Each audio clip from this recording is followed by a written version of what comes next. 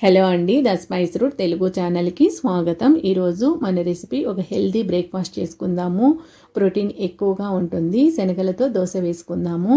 ఈ దోశలో హెల్త్కు చాలా మంచిదండి. బ్రేక్ఫాస్ట్గా తీసుకోవడం వలన రోజంతా ఎనర్జీగా ఉంటారు. దీనికోసం ముందు రోజు రాత్రే శనగలు నానబెట్టుకోవాలి. ఇక్కడ నేను 1.5 కప్పు శనగలు తీసుకున్నాను. అందులోకి ఒక 4 స్పూన్ల బియ్యం వేసుకోవాలి. వీటిని వాటర్ వేసుకొని 1కి 2 సార్లు బాగా వాష్ చేసుకోవాలి. తిరిగి ఇందులోకి వాటర్ వేసుకోవాలి. వాటర్ కొద్దిగా ఎక్కువగా వేసుకోండి. ఇవి నానేసరికి పైకి వస్తాయి. బాగా మూత పెట్టుకొని ఓవర్ నైట్ మొత్తం నాననివ్వాలి. మార్నింగ్ మనం బ్రేక్ఫాస్ట్ చేసుకుంటామనగా వీటిని మిక్సీ వేసుకోవాలి. మిక్సీ వేసుకునే ముందు వీటిని మళ్ళీ 1కి 2 సార్లు బాగా కడుక్కోవాలి. ఇవి బాగా వాష్ చేసుకున్న తర్వాత ఒక మిక్సీ జార్లోకి వీటిని కొద్దిగా వేసుకోవాలి. అలాగే ఒక చిన్న అల్లం ముక్కను తీసుకొని చిన్న పీసులుగా చేసుకుని వేసుకోండి. అలాగే వేసుకుంటే ముక్కలుగా ఉంటుంది.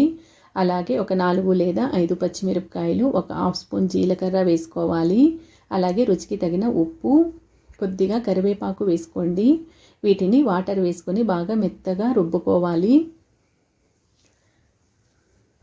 ఈ విధంగా రుబ్బుకున్న తర్వాత ఒక మిక్సింగ్ బౌల్లోకి తీసుకోవాలి. మిగిలిన శనగలు కూడా ఈ విధంగానే మిక్సీ వేసుకొని తీసుకోవాలి. ఈ పిండి కొద్దిగా చిక్కగానే ఉంటుందండి. మరీ పల్చగా మనం రెగ్యులర్గా వేసుకునే దోశల మాదిరి కలుపుకోకూడదు. కొద్దిగా చిక్కగానే కలుపుకోవాలి. మన పెసరట్టు దోశలు ఎలా వేసుకుంటామో ఆ విధంగా కలుపుకోవాలి. కొద్దిగా వాటర్ వేసుకొని బాగా చిక్కగా కలుపుకోండి. ఇందులో ఇంకా వంట సోడా కానీ ఏమీ వేయాల్సిన అవసరం లేదండి.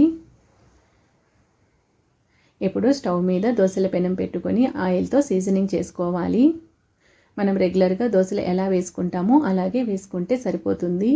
ఇవి కొద్దిగా తిక్కుగా వస్తాయండి, మరీ పల్చగా రావు.